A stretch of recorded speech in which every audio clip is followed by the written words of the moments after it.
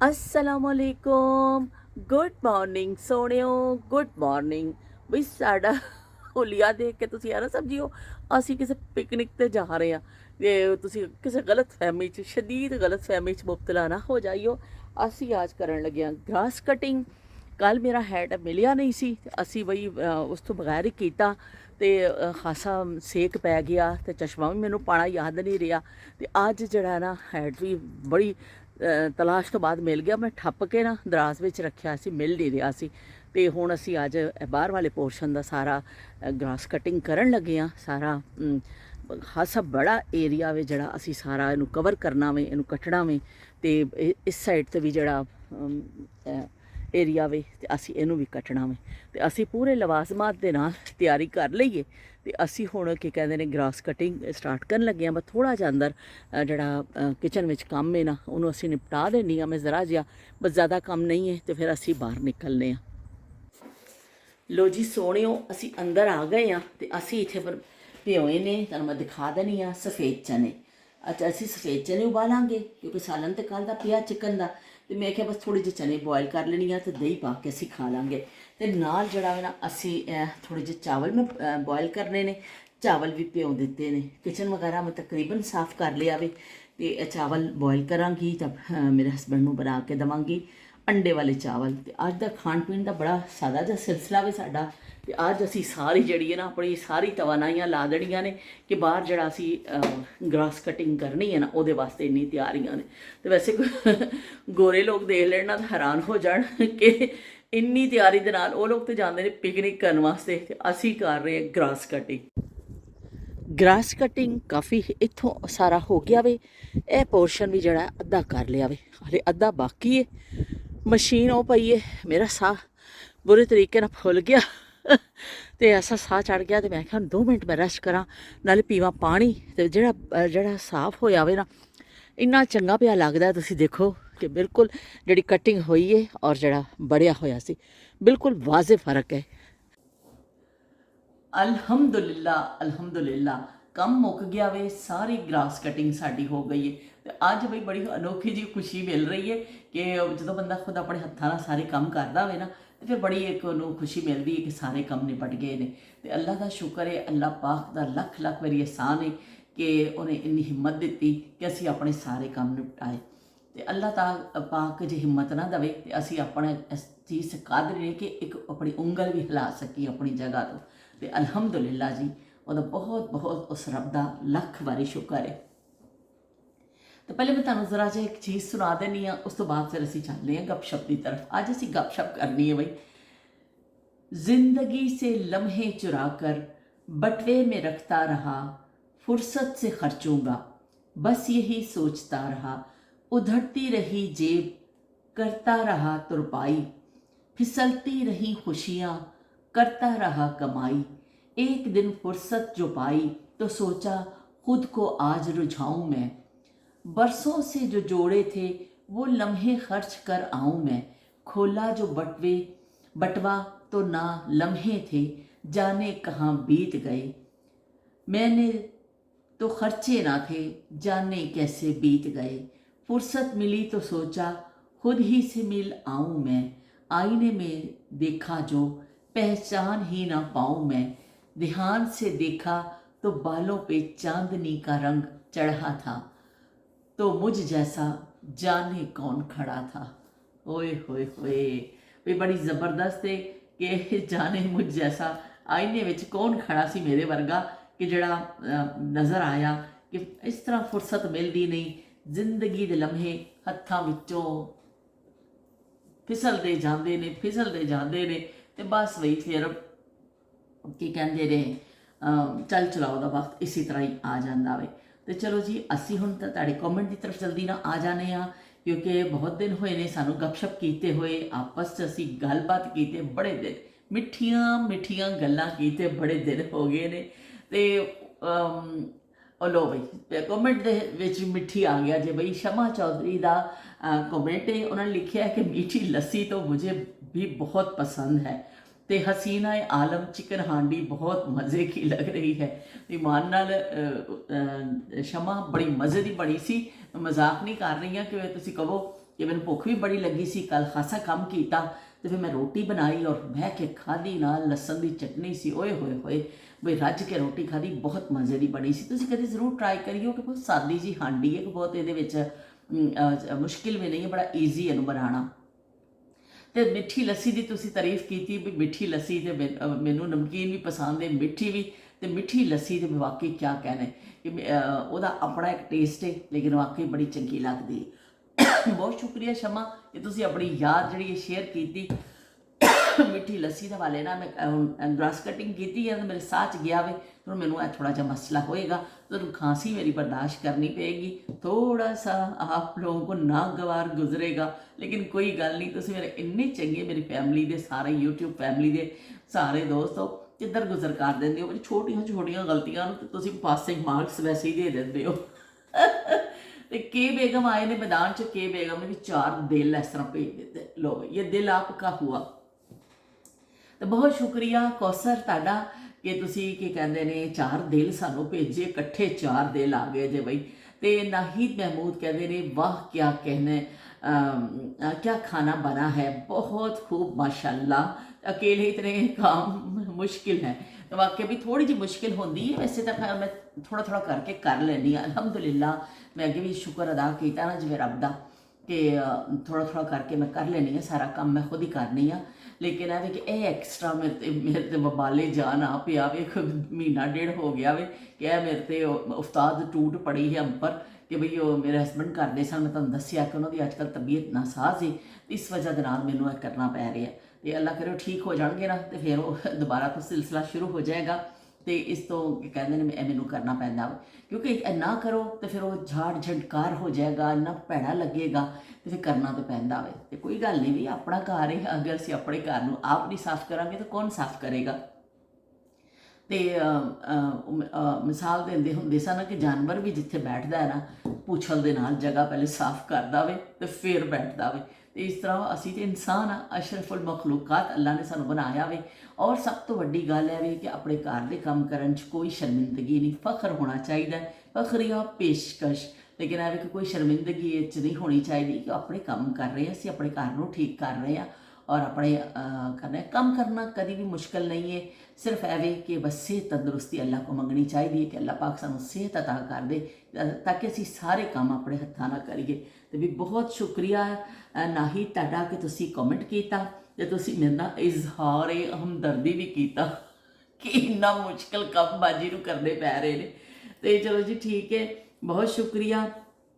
तो इशफाक कहते पे ने आज मैंने लेमन की जगह कीनू का पानी इस्तेमाल किया ਉਹਦੇ ਵਿੱਚ।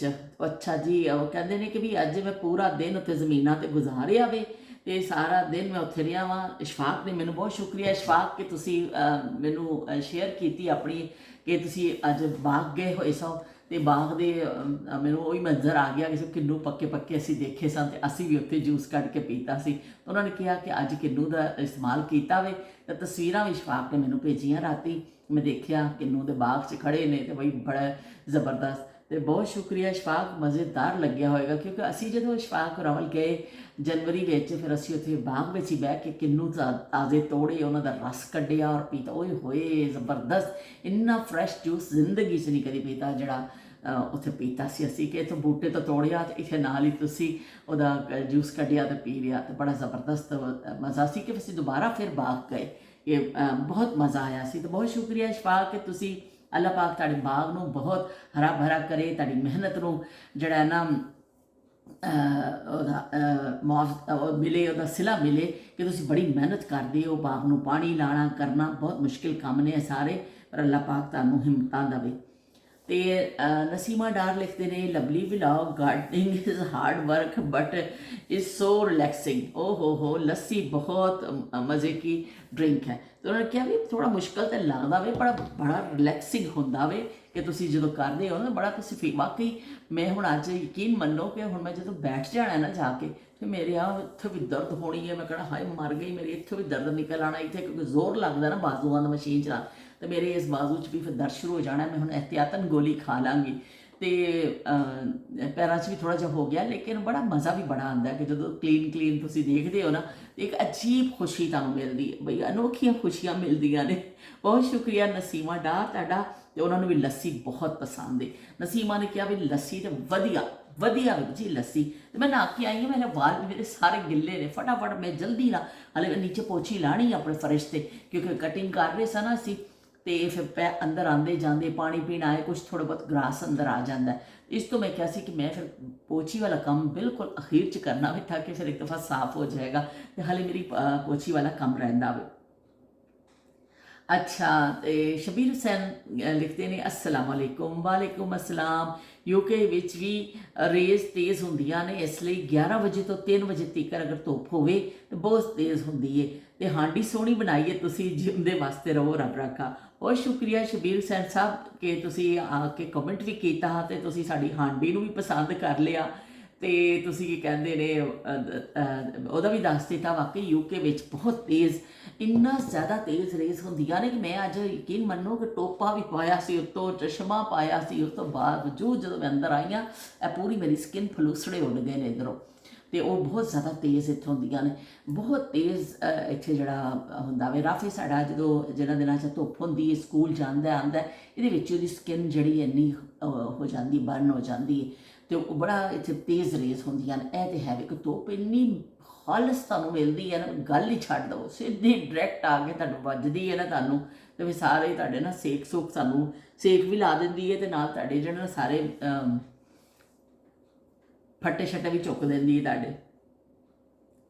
ਤੇ ਹਾਂਡੀ ਪਸੰਦ ਕੀਤੀ, ਬਹੁਤ ਸ਼ੁਕਰੀਆ। ਤੁਸੀਂ ਕਦੀ ਸ਼ਬੀਰ ਹੁਸੈਨ ਸਾਹਿਬ ਜ਼ਰੂਰ ਟਰਾਈ ਕਰਿਓ, ਤੇ ਤੁਸੀਂ ਕੀ ਕਹਿੰਦੇ ਫਿਰ ਸਾਨੂੰ ਦੱਸਿਓ ਕਿ ਵੀ ਤੁਹਾਨੂੰ ਕੈਸੀ ਲੱਗੀ ਹਾਂਡੀ ਸਾਡੀ। ਕਿ ਟਰਾਈ ਕਰੋਗੇ ਤਾਂ ਪਤਾ ਚੱਲੇਗਾ, ਬਗੈਰ ਟਰਾਈ ਕੀਤੇ ਦੇਖ ਕੇ ਹੀ ਨਾ ਤੁਸੀਂ ਟਰਖਾ ਦਿਆ ਕਰੋ ਸਾਨੂੰ।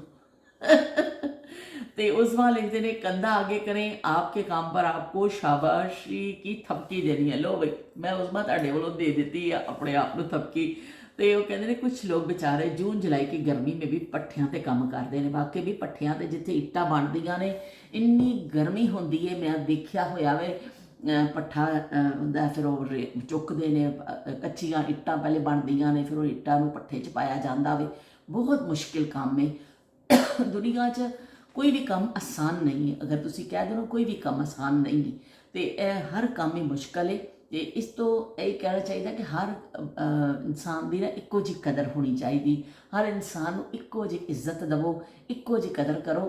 ਕਿ ਅਗਰ ਇੱਟਾਂ ਬਣਾਉਣ ਵਾਲੇ ਨਾ ਹੋਣ ਤਾਂ ਘਰ ਕਿਸ ਤਰ੍ਹਾਂ ਬਣਨ, ਅਗਰ ਸਬਜ਼ੀਆਂ ਉਗਾਉਣ ਵਾਲੇ ਨਾ ਹੋਣ ਤਾਂ ਅਸੀਂ ਖਾਈਏ ਕਿਸ ਤਰ੍ਹਾਂ, ਅਨਾਜ ਪੈਦਾ ਕਰਨ ਵਾਲੇ ਨਾ ਹੋਣ ਤਾਂ ਅਸੀਂ ਭੁੱਖੇ ਹੀ ਰਹਿ ਜਾਈਏ, ਗਾੜੀਆਂ ਚਲਾਉਣ ਵਾਲੇ ਨਾ ਹੋਈਏ ਤਾਂ ਅਸੀਂ ਟਰੈਵਲ ਕਿਸ ਤਰ੍ਹਾਂ ਕਰੀਏ। ਬੇਸ਼ੁਮਾਰ ਚੀਜ਼ਾਂ ਨੇ। ਤੁਸੀਂ ਇਸ ਤੋਂ ਕਦੀ ਕਿਸੇ ਨੂੰ ਕਿਸੇ ਦੇ ਪੇਸ਼ੇ ਦੀ ਵਜ੍ਹਾ ਦੇ ਨਾਲ ਕਿਸੇ ਨੂੰ ਇਸ ਤਰ੍ਹਾਂ ਨਾ ਜਾਣੋ ਕਿ ਵੀ ਇਹ ਇਸ ਤਰ੍ਹਾਂ ਵੀ ਇਹ ਛੋਟਾ ਕੰਮ ਕਰਦਾ। ਕੋਈ ਕੰਮ ਛੋਟਾ ਨਹੀਂ ਵੱਡਾ, ਸਭ ਬਰਾਬਰ ਨੇ। ਪਰ ਐਵੇਂ ਕਿ ਬਸ ਅਗਰ ਕਿਸੇ ਦੀ ਫੌਕੀਅਤ, ਉਹੀ ਕਹਿੰਦੇ ਨੇ ਇਸਲਾਮ ਨੇ ਵੀ ਕਿਹਾ ਕਿ ਆਪਣੇ ਅਮਲ ਦੀ ਵਜ੍ਹਾ ਨਾਲ ਕਿਸੇ ਨੂੰ ਫੌਕੀਅਤ ਹੈ, ਕਿਸੇ ਕਾਲੇ ਨੂੰ ਕਿਸੇ ਗੋਰੇ ਤੇ, ਕਿਸੇ ਗੋਰੇ ਨੂੰ ਕਿਸੇ ਕਾਲੇ ਤੇ, ਅਮਲ ਦੀ ਫੌਕੀਅਤ ਹੈ। ਬਾਕੀ ਸਭ ਇਨਸਾਨ ਬਰਾਬਰ ਨੇ। ਸਾਡੀ ਜਿਹੜੀ ਇਬਾਦਤਾਂ ਨੇ ਉਹ ਵੀ ਦੇਖੋ, ਇੱਕੋ ਮਸਜਿਦ 'ਚ ਤੁਸੀਂ ਜਾ ਕੇ ਹੁਕਮ ਹੈ ਕਿ ਨਮਾਜ਼ ਪੜ੍ਹੋ ਨਮਾਜ਼ੀਆਂ ਨੂੰ, ਕਿ ਤੁਸੀਂ ਇਕੱਠੇ ਖੜੇ ਹੋ ਜਾਵੋ। ਕੋਈ ਪਤਾ ਨਹੀਂ ਕਿ ਕੋਈ ਗਰੀਬ ਘਰ ਦਾ ਵੇਖੋ, ਅਮੀਰ ਉੱਥੇ ਆ ਕੇ, ਅੱਲਾ ਦੇ ਘਰ ਸਭ ਇੱਕ ਹੁੰਦੇ ਨੇ। ਜਦ ਤੁਸੀਂ ਹੱਜ 'ਤੇ ਜਾਂਦੇ ਹੋ, ਬੇਇੰਤਹਾ ਲੋਕ ਉੱਥੇ ਆਏ ਹੁੰਦੇ ਨੇ। ਯਕੀਨ ਮੰਨੋ ਉੱਥੇ ਵੀ ਫਿਰ ਤੁਸੀਂ ਜਾਂਦੇ ਹੋ, ਜਦੋਂ ਤੁਹਾਨੂੰ ਨਹੀਂ ਪਤਾ ਤੁਹਾਡੀ ਸਫ਼ ਵਿੱਚ ਨਾਲ ਕੌਣ ਖੜਾ, ਦੁਨੀਆ ਦੇ ਕਿਹੜੇ ਹਿੱਸੇ 'ਚੋਂ ਆਇਆ, ਉਹ ਕਿਹੜੀ ਹੈਸੀਅਤ ਰੱਖਦਾ ਵਾ, ਲੇਕਿਨ ਅੱਲਾ ਦੇ ਘਰ ਸਭ ਇੱਕ ਹੁੰਦੇ ਨੇ। ਇਸ ਤੋਂ ਇੱਕ ਜਿਹੀ ਅਸੀਂ ਸਾਰੇ, ਇਹ ਕਹਿੰਦੇ ਨੇ ਕੋਈ ਫਰਕ ਨਹੀਂ ਹੈ। ਤੇ ਜਿਹੜਾ ਵੇ ਨਾ ਕਦਰ ਕਰਨੀ ਚਾਹੀਦੀ ਲੋਕਾਂ ਦੀ। एक ही सफ़ में खड़े हो गए महमूद व अयास, ना कोई बंदा रहा ना कोई बंदा नमाज। ਤੇ ਉਸਮਾ ਕਹਿੰਦੇ ਨੇ ਕਿ ਅੰਮੀ ਤੰਦੂਰ ਤੇ ਮਿੱਸੀ ਰੋਟੀ ਬਣਾਉਂਦੇ ਸਨ ਤੇ ਚਾਟੀ ਦੀ ਲੱਸੀ ਦੇ ਨਾਲ ਬਹੁਤ ਮਜ਼ੇ ਨਾਲ ਖਾਂਦੇ ਸਨ। ਪਰ ਮੈਨੂੰ ਨਮਕੀਨ ਲੱਸੀ ਦੀ ਨਿਸਬਤ ਮਿੱਠੀ ਲੱਸੀ ਜ਼ਿਆਦਾ ਪਸੰਦ रही है शुरू तो। लेकिन हम 2-4 से जब लस्सी पीऊँ टांगों में दर्द हो जाता है। अच्छा 2-4 साल तो इस तरह उन्होंने मसला हो गया है कि लत्तां से दर्द शुरू हो जाता है। मेरे बच्चे मीठी लस्सी बहुत शौक से पीते हैं, घर में दही बनाते हैं, फिर सुबह लस्सी पीते हैं। मेरे मियाँ साहब अदरड़का पीते ने। पता नहीं किसी को अदरड़के का पता है कि नहीं पता। पता है कि नहीं पता? ਤੇ ਜੀ ਬਿਲਕੁਲ ਪਤਾ। ਅਦਰੜਕੇ ਦਾ ਚਾਟੀ ਹੁੰਦੀ ਹੈ, ਚਾਟੀ ਦੇ ਵਿੱਚ ਫਿਰ ਜਦੋਂ ਜਹਾਂਗ ਲਾ ਦਿੱਤਾ ਜਾਂਦਾ ਵੇ, ਉਹਨੂੰ, ਔਰ ਫਿਰ ਉਹਨੂੰ ਸਵੇਰੇ ਉੱਠ ਕੇ ਰਿੜਕਿਆ ਜਾਂਦਾ ਵੇ। ਉਹ ਜਦੋਂ ਮੱਖਣ ਨਿਕਲਣ ਤੋਂ ਪਹਿਲਾਂ ਔਰ ਥੋੜ੍ਹਾ ਉਹ ਵਿੱਚ ਮਿਕਸ ਹੋ ਜਾਂਦਾ ਵੇ, ਉਹ ਫਿਰ ਲੋਕ ਕੱਢ ਕੇ ਪੀਂਦੇ ਨੇ, ਕਿਉਂਕਿ ਮੱਖਣ ਨਹੀਂ ਨਿਕਲਿਆ ਹੁੰਦਾ ਔਰ ਬੜਾ ਉਹ ਤਾਕਤਵਰ ਇੱਕ ਚੀਜ਼ ਹੁੰਦੀ ਹੈ, ਅਦਰੜਕਾ ਨੂੰ ਕਹਿੰਦੇ ਨੇ। ਅਤੇ ਉਹ ਵੀ ਬੜੇ ਸ਼ੌਕ ਨਾਲ ਪੀਤਾ ਜਾਂਦਾ ਵੇ ਅਦਰੜਕਾ। ਅਤੇ ਇਸ ਤਰ੍ਹਾਂ ਪਹਿਲੇ ਜਿਨ੍ਹਾਂ ਦੇ ਘਰਾਂ 'ਚ ਸਾਰੇ ਚਾਟੀਆਂ ਹੁੰਦੀਆਂ ਸਨ ਉਹ ਫਿਰ ਪੀਂਦੇ ਸਨ, ਲੇਕਿਨ ਹੁਣ ਵੀ ਲੋਕ ਸਾਰੇ ਜਿਹਨੇ ਸ਼ੌਕ ਪੂਰਾ ਕਰਨਾ, ਸ਼ੌਕ ਦਾ ਤਾਂ ਕੋਈ ਮੁੱਲ ਨਹੀਂ ਹੈ ਨਾ, ਅਤੇ ਫਿਰ ਲੋਕ ਆਪਣਾ ਬਣਾ ਕੇ ਪੀਂਦੇ ਨੇ। ਅਤੇ ਬਈ ਲੇਕਿਨ ਹੁਣ ਅੱਜ ਕੱਲ੍ਹ ਦੇ ਸਾਰੇ ਕਿਸੇ ਬੱਚੇ ਨੂੰ ਅਦਰੜਕੇ ਦਾ ਲਫ਼ਜ਼ ਵੀ ਨਹੀਂ ਪਤਾ ਹੋਏਗਾ ਕਿ ਕੀ ਅਦਰੜਕਾ ਕਹਿੰਦੇ ਕਿਹਨੂੰ ਨੇ। ਉਹ ਸ਼ਕਲ ਦੇਖੇਗਾ, ਜੇ ਤੁਸੀਂ ਉਹਦੇ ਸਾਹਮਣੇ ਕਹਿ ਦੋਗੇ ਨਾ, ਉਹ ਸਿਰਫ ਤੁਹਾਡੀ ਸ਼ਕਲ ਦੇਖੇਗਾ, ਇਸ ਤਰ੍ਹਾਂ ਕਰਕੇ ਗੌਰ ਨਾ ਕਿ ਵੀ ਇਹ ਕੀ ਹੋ ਗਿਆ। ਅਤੇ ਬੱਲੇ ਬੱਲੇ ਵੀ ਸਾਡੀ ਬਾਜੀ ਹਰ ਕੰਮ ਦੀ ਮਾਹਰ ਹੈ। ਬਹੁਤ ਸ਼ੁਕਰੀਆ ਜੀ ਉਜ਼ਮਾ, ਤੁਹਾਡੀਆਂ ਮੁਹੱਬਤਾਂ ਦਾ ਬੇਇੰਤਹਾ ਸ਼ੁਕਰੀਆ। ਅਤੇ ਸ਼ੀਲ ਵੀ ਆ ਗਏ ਨੇ ਮੇਰੇ ਮੈਦਾਨ 'ਚ, ਬਹੁਤ ਸ਼ੁਕਰੀਆ। ਸਤਿ ਸ਼੍ਰੀ ਅਕਾਲ ਬਾਜੀ, ਸਤਿ ਸ਼੍ਰੀ ਅਕਾਲ ਸ਼ੀਲ।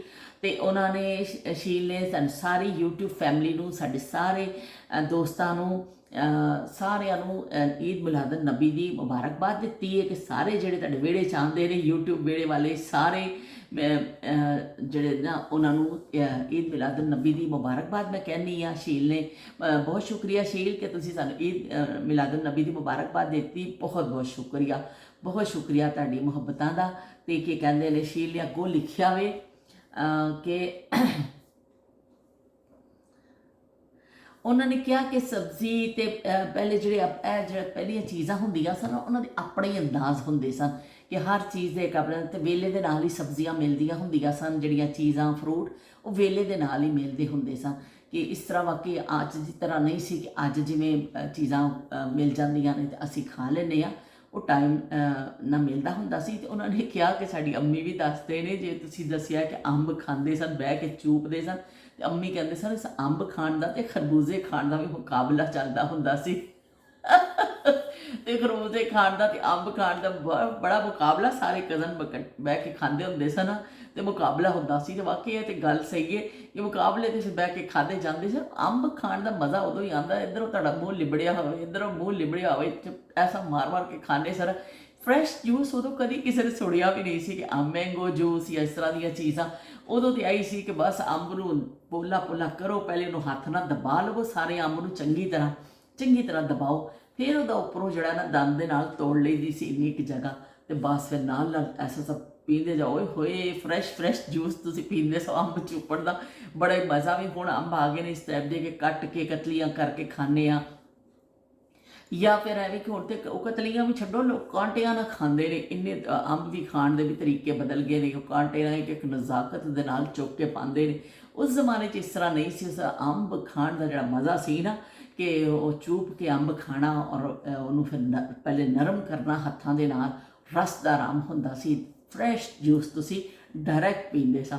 ਅੱਜ ਕੱਲ੍ਹ ਹੁਣ ਲੋਕ ਡੱਬਿਆਂ ਦਾ ਜੂਸ ਪੀਂਦੇ ਨੇ ਕਿ ਮੈਂਗੋ ਜੂਸ ਕਰਕੇ, ਲੇਕਿਨ ਉਸ ਜ਼ਮਾਨੇ 'ਚ ਬਿਲਕੁਲ ਫਰੈਸ਼ ਜੂਸ ਜਿਹੜਾ ਨਾ ਅੰਬ ਚੂਪਣ ਦੀ ਸ਼ਕਲ 'ਚ ਮਿਲਦਾ ਹੁੰਦਾ ਸੀ। ਅੰਬ ਲਿਆਏ ਜਾਂਦੇ ਸਨ, ਗਰਮੀ ਦਾ ਸੀਜ਼ਨ ਹੁੰਦਾ ਸੀ, ਫਿਰ ਉਹਨੂੰ ਪਾਣੀ 'ਚ ਪਾ ਕੇ ਰੱਖ ਦਿੱਤਾ ਜਾਂਦਾ ਸੀ ਬਾਲਟੀ ਦੇ ਵਿੱਚ ਕਿ ਥੋੜ੍ਹੇ ਜਿਹੇ ਠੰਡੇ ਹੋ ਜਾਣ, ਗਰਮੀ ਖਤਮ ਹੋ ਜਾਏ। ਕਿਉਂਕਿ ਬਾਜ਼ਾਰੋਂ ਲੈ ਕੇ ਆਏ ਹੋ, ਧੁੱਪੇ ਤੁਸੀਂ ਆਏ ਹੋ, ਜਾਂ ਗਰਮੀ ਦਾ ਸੀਜ਼ਨ ਹੈ, ਅੰਬ ਉਹ ਗਰਮ ਹੋਏ ਹੁੰਦੇ ਸਨ, ਉਹਨੂੰ ਠੰਡਾ ਪਾਣੀ ਪਾ ਕੇ ਬਾਲਟੀ ਵਿੱਚ ਨਾ ਰੱਖ ਦਿੱਤਾ ਜਾਂਦਾ ਸੀ ਕਿ ਉਹਨਾਂ ਦੀ ਗਰਮਾਈ ਖਤਮ ਹੋ ਜਾਵੇ। ਅਗਰ ਕਿਸੇ ਕੋਲ ਦਸਤਿਆਬ ਹੁੰਦਾ ਸੀ ਨਜ਼ਦੀਕ ਕਿਤੇ, ਫਿਰ ਥੋੜ੍ਹੀ ਜਿਹੀ ਬਰਫ਼ ਵੀ ਉੱਪਰ ਪਾ ਦਿੱਤੀ ਜਾਂਦੀ ਸੀ ਕਿ ਚਲੋ ਥੋੜ੍ਹੀ ਜਿਹੀ ਬਰਫ਼ ਵੀ ਪਾ ਦੇਵੋ, ਅਤੇ ਫਿਰ ਠੰਡੇ ਕਰਕੇ ਅੰਬ ਇਸ ਤਰ੍ਹਾਂ ਖਾਧੇ ਜਾਂਦੇ ਸਨ। ਲੇਕਿਨ ਬਰਫ਼ ਬਹੁਤ ਘੱਟ ਮਿਲਦੀ ਸੀ ਉਹਨਾਂ ਜ਼ਮਾਨਿਆਂ ਵਿੱਚ। ਇਸ ਤਰ੍ਹਾਂ ਫਿਰ ਹੈ ਕਿ ਪਾਣੀ ਵਿੱਚ ਤਾਂ ਜ਼ਰੂਰ ਅੰਬ ਭਿਓਏ ਜਾਂਦੇ ਸਨ ਕਿ ਉਹਨਾਂ ਦੀ ਗਰਮੀ ਖਤਮ ਹੋਵੇ, ਖਾਣ 'ਚ ਮਜ਼ੇਦਾਰ ਲੱਗਣ, ਰਸਦਾਰ। ਇੰਨੇ ਖੂਬਸੂਰਤ ਇਸ ਛੋਟੇ ਸਾਈਜ਼ ਦਾ ਅੰਬ ਹੁੰਦਾ ਸੀ, ਔਰ ਦੇਸੀ ਅੰਬ ਹੁੰਦਾ ਸੀ, ਔਰ ਫਿਰ ਉਹਨੂੰ ਚੂਪ ਕੇ ਖਾਣਾ। ਹੁਣ ਬਹੁਤ ਕਿਸਮ ਦੀਆਂ ਨਵੀਂ ਚੀਜ਼ਾਂ ਆ ਗਈਆਂ ਕਰਦੇ, ਉਹ ਜਿਹੜੇ ਅਸੀਂ ਬਚਪਨ 'ਚ ਦੇਸੀ ਅੰਬ ਚੂਪਨੇ ਹੁੰਦੇ ਸਨ, ਉਹ ਚੀਜ਼ਾਂ ਹੁਣ ਨਹੀਂ ਨਜ਼ਰ ਆਉਂਦੀਆਂ। ਨਵੀਂ ਚੀਜ਼ਾਂ ਮਾਰਕੀਟ 'ਚ ਆ ਗਈਆਂ ਨੇ, ਲੇਕਿਨ ਜਿਹੜਾ ਚੂਪਣ ਵਾਲਾ ਦੇਸੀ ਅੰਬ ਬਹੁਤ ਨਾਯਾਬ ਹੋ ਗਿਆ ਵੇ। ਮੈਂ ਤਾਂ ਹੁਣ ਕਦੀ ਅੰਬ ਦੇ ਸੀਜ਼ਨ ਵਿੱਚ ਦੇਖਾਂ ਵੀ ਨਾ, ਬਾਜ਼ਾਰ 'ਚ ਬਹੁਤ ਕਿਸਮ ਦੇ ਪਏ ਹੁੰਦੇ ਨੇ, ਸਿੰਜੜੀ, ਚੌਸਾ, ਉਹ ਬਹੁਤ। ਲੇਕਿਨ ਪਹਿਲੇ ਰੇਹੜੀਆਂ 'ਤੇ ਪਏ ਉਹ ਦੇਸੀ ਅੰਬ ਹੁੰਦੇ ਸਨ, ਉਸ ਤੋਂ ਇਲਾਵਾ ਬਹੁਤ ਘੱਟ ਹੁੰਦੇ ਸਨ, ਅਤੇ ਬੜਾ ਮਜ਼ਾ ਆਉਂਦਾ ਸੀ ਕਿ ਉਹ ਅੰਬ ਚੂਪਣੇ। ਫਿਰ ਜਿਹੜਾ ਜਿਵੇਂ ਸ਼ੀਲ ਨੇ ਦੱਸਿਆ ਕਿ ਮੁਕਾਬਲਾ ਹੁੰਦਾ ਸੀ, ਅਤੇ ਉਸ ਤਰ੍ਹਾਂ ਬਿਲਕੁਲ ਵਾਕਈ ਮੁਕਾਬਲੇ ਦੀ ਫਿਜ਼ਾ ਹੁੰਦੀ ਸੀ ਕਿ ਸਾਰੇ ਕਹਿੰਦਾ ਬਾਲਟੀ ਭਰੀ ਹੁੰਦੀ ਸੀ ਅੰਬਾਂ ਦੀ, ਅਤੇ ਉਹ ਫਿਰ ਇਸ ਤਰ੍ਹਾਂ ਸਾਰੇ ਮਿਲ ਕੇ ਅਸੀਂ ਖਾਂਦੇ ਹੁੰਦੇ ਸਾਂ। ਅਤੇ ਉਸ ਤੋਂ ਬਾਅਦ ਜਿਹੜਾ ਵੀ ਫਿਰ ਖੁਬਾਨੀ ਆਉਂਦੀ ਸੀ ਗਰਮੀਆਂ ਦੇ ਵਿੱਚ, ਖੁਬਾਨੀ ਆਉਂਦੀ ਸੀ, ਆਲੂ ਬੁਖਾਰਾ ਆਉਂਦਾ ਹੁੰਦਾ ਸੀ, ਅੰਗੂਰ ਆਉਂਦਾ ਸੀ। ਇਹ ਸਾਰੇ ਸੀਜ਼ਨ ਦੇ ਫਲ ਹੁੰਦੇ ਸਨ। ਸਰਦੀਆਂ ਵਿੱਚ ਵੀ ਦੂਸਰੇ ਆਣੇ ਸਾਰੇ ਸੇਬ ਔਰ ਇਹ ਚੀਜ਼ਾਂ ਆਉਂਦੀਆਂ ਸਨ, ਲੇਕਿਨ ਗਰਮੀਆਂ ਦੇ ਜਿਹੜੇ ਫਿਰ ਵਾਰੀ ਫਰੂਟ ਆਈ ਜਾਣੇ ਤੇ ਲੋਕਾਂ ਨੇ ਲਿਆ ਕੇ ਇੱਕ ਦੋ ਖਾਂਦੇ ਸਨ। ਸੀਜ਼ਨ ਹੀ ਮੁੱਕ ਜਾਂਦਾ ਸੀ ਕਿ ਵੀ ਅੰਬ ਖਾਂਦੇ ਖਾਂਦੇ ਖੁਰਮਾਨੀਆਂ ਆ ਜਾਂਦੀਆਂ ਸਨ, ਚਲੋ ਵੀ ਖੁਰਮਾਨੀਆਂ ਖਾਓ। ਤੇ ਖੁਰਮਾਨੀਆਂ ਖਾ ਕੇ ਨਾ ਅਸੀਂ ਖੁਬਾਨੀ ਦਾ ਅਸਲ ਤੇ ਖੁਬਾਨੀ ਹੈ, ਲੇਕਿਨ ਪੰਜਾਬੀ ਸਟਾਈਲ ਵਿੱਚ ਕਹਿੰਦੇ ਖੁਰਮਾਨੀ।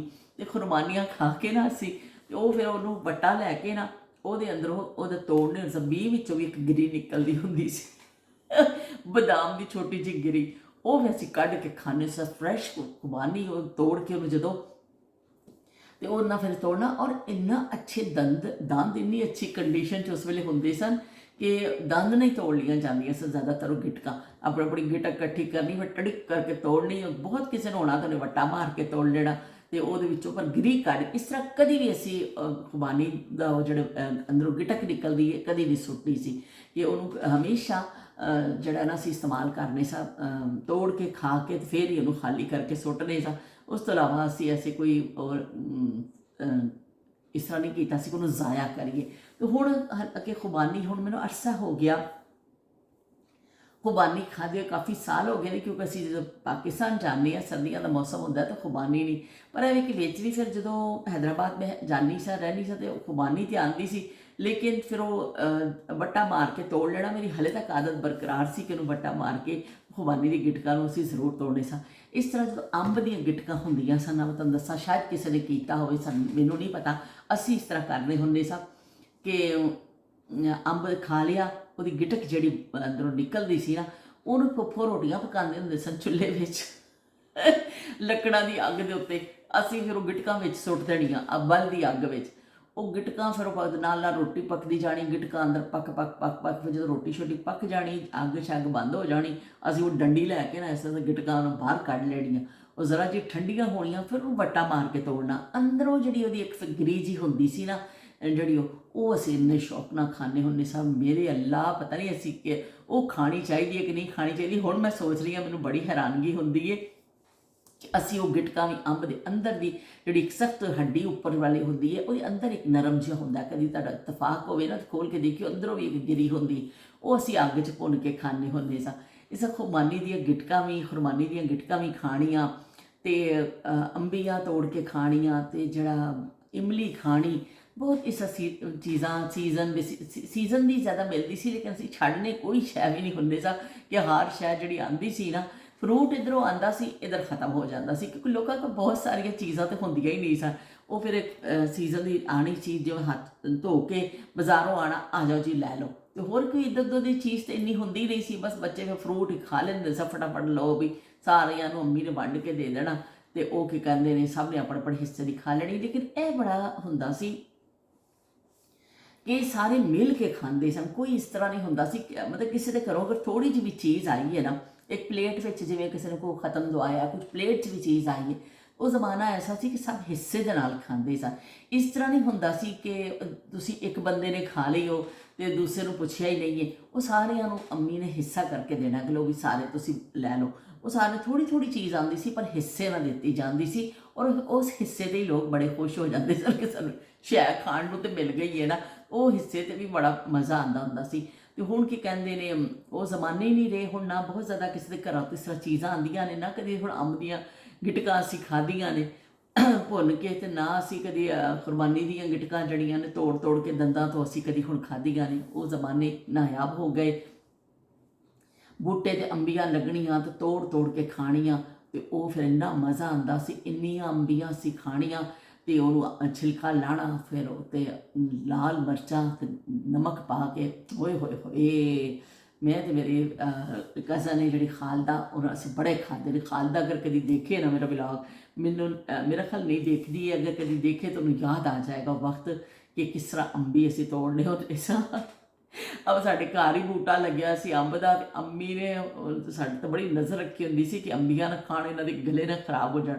ਪਰ ਅਸੀਂ ਫਿਰ ਇੰਤਜ਼ਾਰ ਵਿੱਚ ਹੁੰਦੇ ਸਾਂ ਕਿ ਕਿਉਂਕਿ ਅੰਬੀ ਹੱਥ ਥੱਲੇ ਦੀਆਂ ਤੇ ਫਿਰ ਅਸੀਂ ਤੋੜ ਕੇ ਖਾ ਜਾਂਦੇ ਹੁੰਦੇ ਸਾਂ। ਜੇ ਉੱਪਰ ਨੇ ਉਹ ਵੀ ਅਸੀਂ ਦੁਆਵਾਂ ਮੰਗਦੇ ਹੁੰਦੇ ਸਾਂ ਕਿ ਅੱਲਾ ਵੀ ਕੋਈ ਹਵਾ ਦੇ ਨਾਲ ਕੋਈ ਡਿੱਗ ਪਵੇ। ਤੇਜ਼ ਹਵਾ ਚੱਲਦੀ ਸੀ, ਅਸੀਂ ਦੇਖਦੇ ਸਾਂ ਕਿ ਅੱਲਾ ਕੋਈ ਹਵਾ ਨਾਲ ਡਿੱਗੇ, ਜਿਵੇਂ ਡਿੱਗਦੀ ਸੀ ਨਾ ਬਸ ਵਈ ਫਿਰ ਸਾਡੀ ਤਾਂ ਹੋ ਜਾਂਦੀ, ਫਟਾਫਟ ਅਸੀਂ ਚੁੱਕ ਕੇ ਤੇ ਉਹ ਅੰਬੀ ਖਾਣੀ। ਤੇ ਅੰਬੀ ਖਾਣੀ, ਮੁਲਤਾਨੀ ਮਿੱਟੀ, ਕੱਚੀ ਮਿੱਟੀ ਇੰਨੀ ਜ਼ਿਆਦਾ ਅਸੀਂ ਖਾਧੀ ਏ, ਓਏ ਹੋਏ ਮੈਂ ਸੋਚ ਰਹੀ ਹਾਂ, ਮੈਂ ਹੈਰਾਨ ਹੁੰਦੀ ਹਾਂ ਹੁਣ ਕਿ ਲੋਕ ਤੇ ਅੱਜ ਕੱਲ੍ਹ ਮਾਸਕ ਲਾਉਂਦੇ ਨੇ ਮੁਲਤਾਨੀ ਮਿੱਟੀ ਦਾ, ਤੇ ਉਹ ਅੱਛਾ ਜਿਹਾ ਮਾਸਕ ਬੜੇ ਮਾਸਕ ਵਿੱਚ ਯੂਜ਼ ਹੁੰਦੀ ਹੈ ਹੁਣ, ਲੇਕਿਨ ਉਸ ਜ਼ਮਾਨੇ ਵਿੱਚ ਅਸੀਂ ਕੱਚੀ ਲੈ ਲੈ ਕੇ ਖਾਂਦੇ ਸਾਂ। ਮੇਰਾ ਖਿਆਲ ਹੈ ਅਸੀਂ ਇੰਨੀ ਖਾਧੀ ਹੈ ਕਿ ਇੱਕ ਕੋਠਾ ਤੇ ਪੈ ਹੀ ਜਾਂਦਾ, ਜੇ ਅਸੀਂ ਉਹਨੂੰ ਜਮ੍ਹਾਂ ਕਰਦੇ ਨਾ ਤੇ ਉਹ ਇੱਕ ਕੋਠਾ ਤੇ ਉਹਦਾ ਬਣ ਹੀ ਜਾਣਾ ਸੀ। ਅਸੀਂ ਜਦੋਂ ਵੀ ਜਾਣਾ ਤੇ ਉਹ ਖਾਲਦਾ ਮੇਰੇ ਨਾਲ ਹੁੰਦੀ ਸੀ, ਖਾਲਦਾ ਲੀਡਰ ਸੀ ਮੇਰੀ, ਤੇ ਉਹ ਖਾਲਦਾ ਨੇ ਫਿਰ ਲੈਣਾ, ਫਿਰ ਅਸੀਂ ਖਾਣੇ ਚੋਰੀ ਚੋਰੀ ਹੁੰਦੇ ਸਾਂ। ਇੱਕ ਸਾਡੇ ਘਰ ਦੇ ਕੋਲ ਮੈਦਾਨ ਸੀ, ਉੱਥੇ ਫਿਰ ਅਸੀਂ ਜਿਹੜਾ ਨਾ ਖਾ ਲੈਣੀ, ਬਾਕੀ ਜਿਹੜੀ ਬਚ ਜਾਣੀ ਕਾਗਜ਼ 'ਚ ਸਭ ਲੇਟ ਕੇ ਨਾ ਘਰ ਨਹੀਂ ਲੈ ਕੇ ਜਾਣੀ, ਘਰ ਜਾਣਾ ਤਾਂ ਡਾਂਟ ਪੈਣੀ, ਜੇ ਮਿੱਟੀ ਖਾਂਦੀ ਆ ਉਹ ਮਰ ਜਾਓਗੀਆਂ ਤੁਸੀਂ। ਤੇ ਅਸੀਂ ਫਿਰ ਉਹ ਕਾਗਜ਼ 'ਚ ਵਲੇਟ ਕੇ, ਝਾੜੀਆਂ ਹੁੰਦੀਆਂ ਸਨ, ਇੱਕ ਮੈਦਾਨ ਜਿਹਾ ਸੀ, ਉਹ ਝਾੜੀਆਂ ਵਿੱਚ ਰੱਖ ਕੇ ਉੱਤੇ ਇੱਟ ਰੱਖ ਦਿੰਦੇ ਹੁੰਦੇ ਸਾਂ। ਇੱਟ ਰੱਖ ਦੇਣੀ ਕਿ ਕੱਲ ਆ ਕੇ ਫਿਰ ਇੱਟ ਚੁੱਕ ਕੇ ਤੇ ਖਾ ਲਾਂਗੇ, ਘਰ ਲੈ ਗਏ ਤੇ ਕੁੱਟ ਪੈਣੀ ਹੈ। ਉਹ ਫਿਰ ਅਸੀਂ ਉੱਥੇ ਫਿਰ ਦੂਸਰੇ ਦਿਨ ਜਾਣਾ, ਫਿਰ ਅਸੀਂ ਉੱਥੇ ਇੱਟ ਚੁੱਕਣੀ, ਆਪਣੀ ਉਹ ਕਾਗਜ਼ 'ਚ ਵਲੇਟੀ ਪਈ ਹੁੰਦੀ ਸੀ, ਅਸੀਂ ਫਿਰ ਬਾਕੀ ਦੀ ਖਾਣੀ। ਇਸ ਤਰ੍ਹਾਂ ਉਹ ਮੁਲਤਾਨੀ ਮਿੱਟੀ ਕੱਚੀ ਤੇ ਪੱਕੀ, ਇੱਕ ਪੱਕੀ ਆਉਂਦੀ ਹੈ ਪਿੰਕ ਜਿਹੇ ਕਲਰ ਦੀ, ਉਹਨੂੰ ਹਰੇ ਭੱਠੀ 'ਚ ਪਕਾਉਂਦੇ ਨੇ, ਸ਼ਾਇਦ ਕੀ ਕਰਦੇ ਨੇ ਉਹ ਵੀ, ਔਰ ਕੱਚੀ ਵੀ ਜਿਹੜੀ ਮਿਲ ਜਾਂਦੀ ਸੀ ਬਸ ਛੱਡਦੇ ਅਸੀਂ ਕੋਈ ਵੀ ਨਹੀਂ ਸਾ, ਦੋਨੋਂ ਜਿਹੜੇ। ਲੇਕਿਨ ਪੱਕੀ ਦਾ ਆਪਣਾ ਜ਼ਾਇਕਾ, ਫਿਰ ਥੋੜ੍ਹੀ ਥੋੜ੍ਹੀ ਮੂੰਹ 'ਚ ਲੈ ਕੇ ਖਾਓ ਨਾ, ਹੋਏ ਹੋਏ।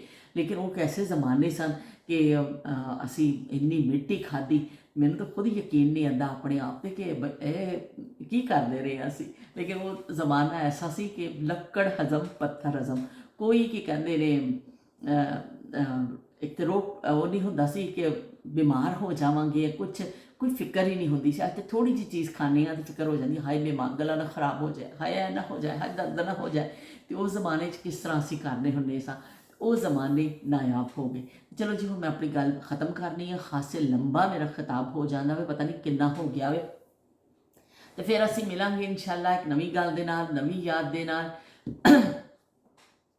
ये दौलत भी ले लो, ये शोहरत भी ले लो, भले छीन लो मुझसे मेरी जवानी, मगर मुझको लौटा दो बचपन का सावन, वो कागज की कश्ती, वो बारिश का पानी, वो कागज की कश्ती, वो बारिश का पानी। तो फिर मिलने आ जी कागज़ की कश्ती ते बारिश का पानी। ਤੇ ਕਮੈਂਟ ਕਰਨਾ ਨਾ ਭੁੱਲਿਓ, ਮੈਨੂੰ ਤੁਹਾਡੇ ਕਮੈਂਟ ਦਾ ਸ਼ਿੱਦਤ ਨਾਲ ਇੰਤਜ਼ਾਰ ਰਹਿੰਦਾ ਵੇ, ਤੁਹਾਡੇ ਨਾਲ ਜੁੜਨ ਦਾ ਜਿਹੜਾ ਮੇਰਾ ਸਭ ਤੋਂ ਬਿਹਤਰੀਨ ਜ਼ਰੀਆ ਵੇ ਨਾ, ਉਹ ਤੁਹਾਡਾ ਲਾਈਕ ਔਰ ਕਮੈਂਟ ਹੈ। ਤੇ ਮੈਨੂੰ ਇੰਤਜ਼ਾਰ ਰਹੇਗਾ, ਫਿਰ ਮਿਲਨੇ ਆ। ਅੱਲਾ ਹਾਫਿਜ਼ ਤੇ ਰੱਬ ਰੱਖਾ।